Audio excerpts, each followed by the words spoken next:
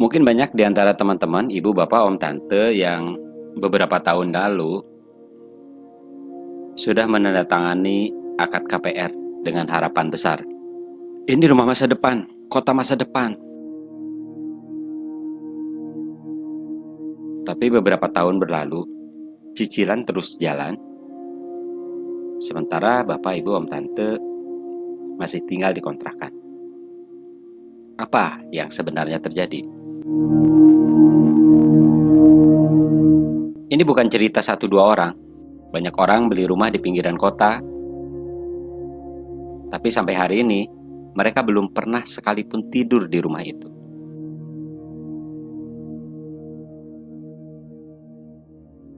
Alasannya macam-macam. Akses jalan menuju kawasan yang penuh drama, rumah standar yang belum direnovasi sehingga dipandang belum layak huni, tidak sesederhana itu untuk memindahkan anak-anak sekolah, pertimbangan fasilitas kesehatan, transportasi publik yang mungkin masih terbatas, dan biasanya yang sering terjadi adalah karena kita tinggal di pinggiran kota, sedangkan kita masih bekerja setiap hari di Jakarta.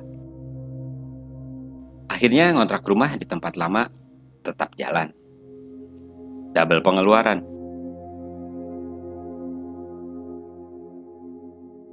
Stres mulai mengintip dari balik pintu dapur.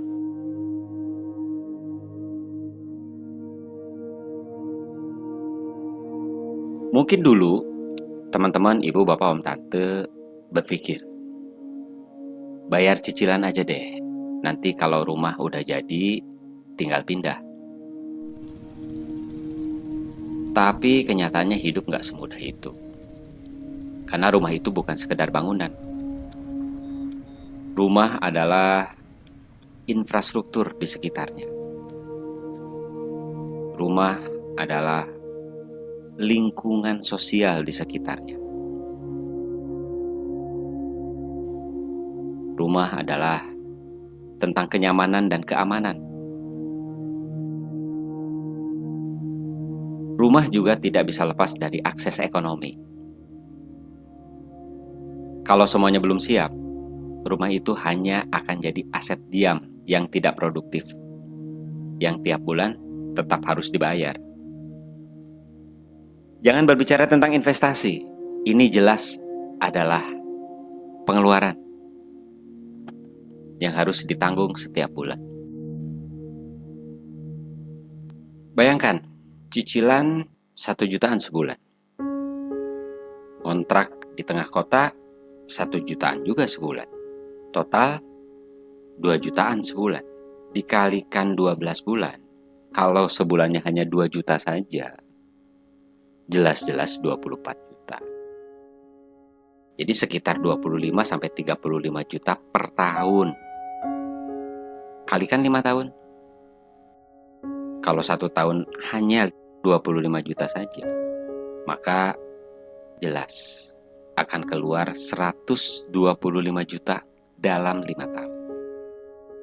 Dan jangan lupa, rumah di perumahan baru itu butuh biaya renovasi, pagar, air, perbaikan talang bocor, IPL, yang mungkin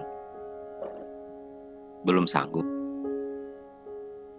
untuk dibayar di masa-masa sekarang.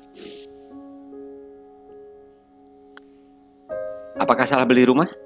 Tidak juga. Beli rumah tetap langkah besar dan berani. Tapi banyak orang yang terjebak di antara dua kutub.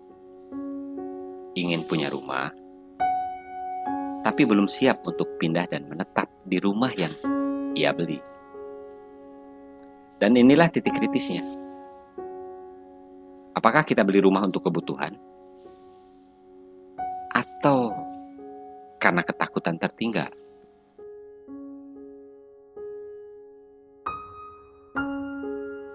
Lalu apa solusinya? Apakah rumahnya dijual? Kalau bisa dijual. Kan cicilan baru 5 tahun dari 10 tahun akad. Apakah disewakan? Atau kan kita juga belum bisa netap karena rumahnya dipandang belum layak huni. Masih standar, rumah sederhana pula. Atau dibiarkan begitu saja? rumah kalau tidak dipelihara ya cepat rusak juga kan. Banyak rumah di Citramaja City dan daerah serupa dibiarkan kosong bertahun-tahun, berjamur, rusak pelan-pelan. Nilainya stagnan, bahkan turun, dan tiap bulan tetap ditagih cicilan. Kalau bisa disewakan, itu sudah meringankan.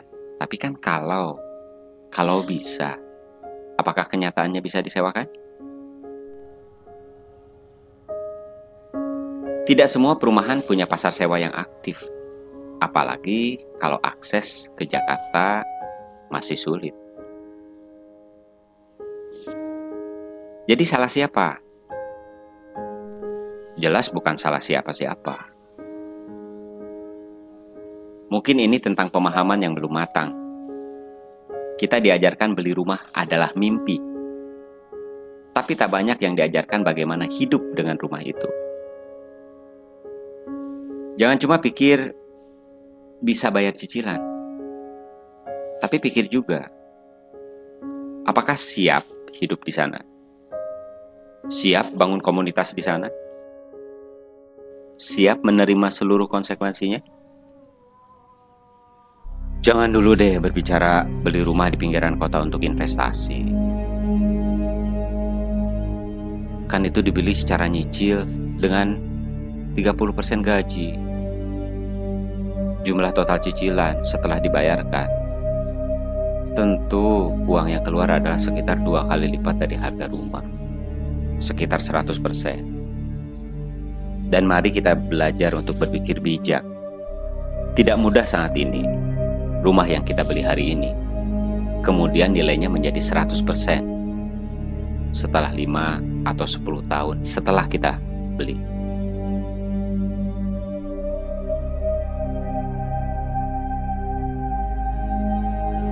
Rumah itu tempat berpulang, bukan sekedar target finansial. Kalau hari ini teman-teman Bapak Ibu Om Tante masih tinggal di kontrakan yang dekat dengan tempat kerja, padahal rumah sendiri sudah dicicil selama bertahun-tahun. Mungkin ini waktunya untuk duduk sebentar. Tanya kepada diri sendiri, untuk apa aku beli rumah dulu?